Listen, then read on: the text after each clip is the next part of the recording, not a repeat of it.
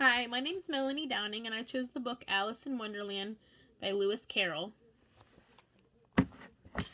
This is a story about a young child who is sitting with her sister on the bank of a river underneath a big tree as they're reading a story. She is about to fall asleep.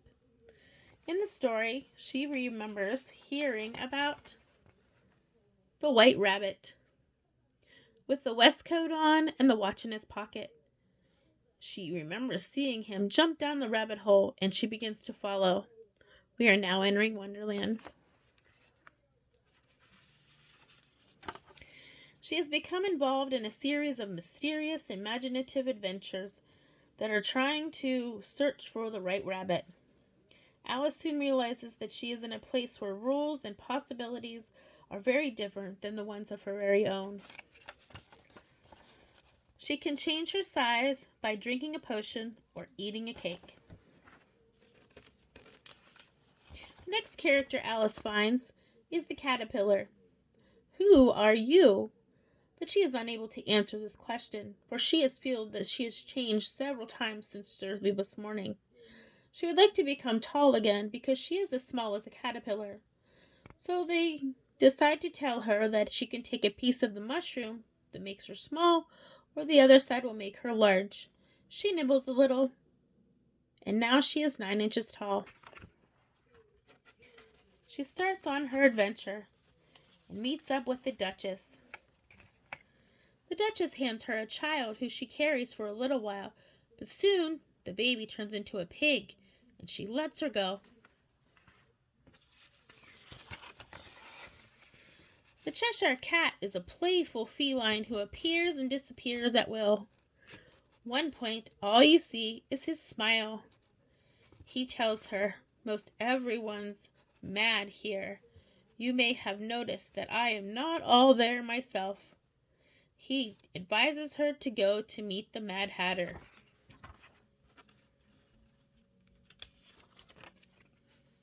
It is always tea time for the Mad Hatter and his friends, for the Queen has told him that he had muttered time for performing a song badly. Since then, it is always tea time. The Mad Hatter decided he was going to cut Alice's hair, and she decided to run away into the garden.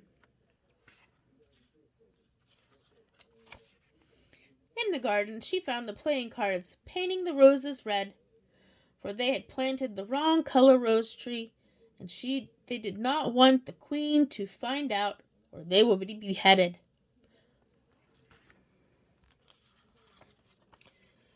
Alice then comes across the King and the Queen of Hearts. They ask her to play croquet, but not the kind of croquet we're used to. They use flamingos and hedgehogs. After visiting with the King and Queen of Hearts, they ask her to go visit the Mock Turtle and the Griffin. The Mock Turtle sings very sad songs and teaches her about lessons. He is very sad and he sobs all day long. The Griffin has decided to take her with him to the Neve's trial.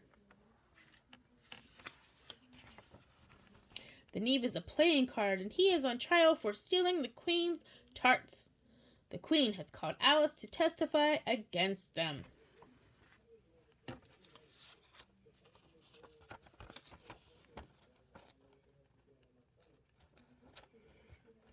In the end, the cards decide to go all over Alice.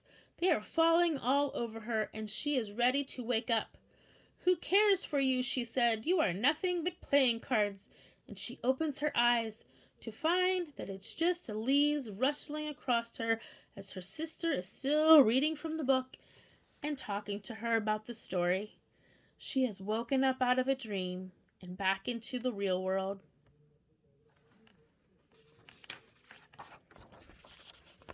In answering the questions, the plot is unrealistic. It is suitable for children, and it gives examples of imagination. The setting is by the river, with the rabbit hole, and in Wonderland.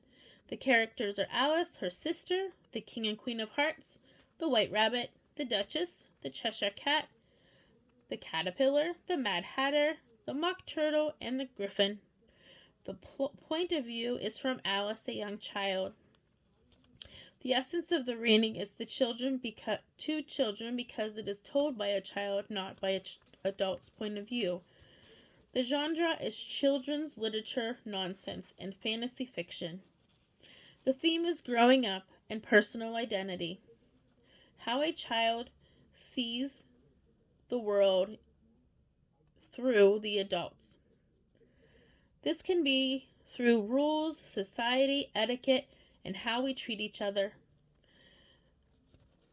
as well as our egos and our bad habits that we have developed during our lifetime. The Cheshire Cat teaches us that everyone is mad here. She learns to cope with the crazy Wonderland rules during the story, and she gets better at managing the situations.